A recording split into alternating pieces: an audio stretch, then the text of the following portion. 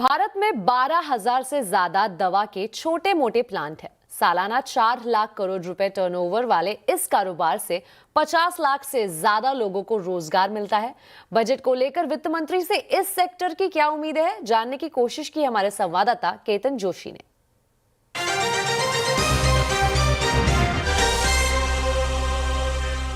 Pharma sector की वित्त मंत्री से कई सारी उम्मीदें हैं। सर बताइए क्या चाहेंगे? दो चीज हमारी बहुत जरूरी है। एक है रिसर्च एंड डेवलपमेंट एक्सपेंडिचर।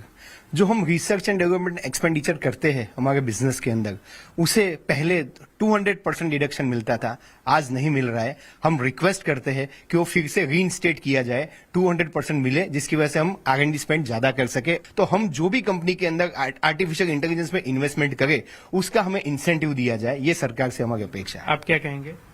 सरकार ने दो वर्ष पहले रिवाइज शेड्यूलम के मापदंड इंट्रोड्यूस किए थे और फार्मा इकाइयों की सहायता के लिए आरपीटीओएस स्कीम भी इंट्रोड्यूस की थी, परंतु गत दिसंबर से वो स्कीम की वेबसाइट चल नहीं रही है। माना जा रहा है कि फंड्स एलोकेट जो किए गए थे वो खत्म हो चुके हैं।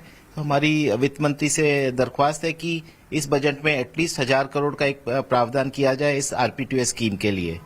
और दूसरा, चूंकि मैं एपीआई इंडस्ट्री से आता हूं, एपीआई इंडस्ट्री को वापस वाइब्रेंट करने की जरूरत है और उसके लिए हम चाहेंगे कि एमएसएमई एपीआई इंडस्ट्री के लिए इंसेंटिव्स और सब्सिडी का प्रावधान किया जाए। आप क्या कहेंगे? फार्मा इंडस्ट्री वो इन्वर्टेड स्ट्रक्चर में फॉल होती है, तो हम जो भी इन्वेस्टमेंट्स करते हैं हमारे प्लांट में, नए प्लांट बनाते हैं, उस पे जो जीएसटी होता है उसका रिफंड हम अप्लाई नहीं कर सकते हैं।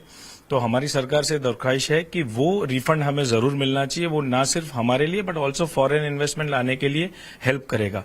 सेकेंड, सीएसआर एक्टिविटीज जो हम करते हैं, वो सीएसआर एक्टिविटीज हमें हमारे एक्सपेंडिचर्स में बाद लेस नहीं मिलती है, वो हमें अलाउ करना चाहिए।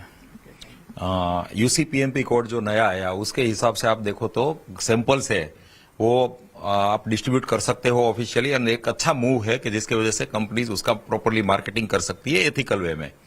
मगर उसका जब एक्सपेंस में बात लेते हैं तब इनकम टैक्स में 194R जो सेक्शन है उसके वजह से बहुत सारी क्वेरीज आती है। तो उसको या तो रिमूव करना चाहिए या कुछ प्रोविजन होना चाहिए कि जिसकी वजह से ईज ऑफ डूइंग बिजनेस में हमें बहुत अच्छा हेल्प मिले।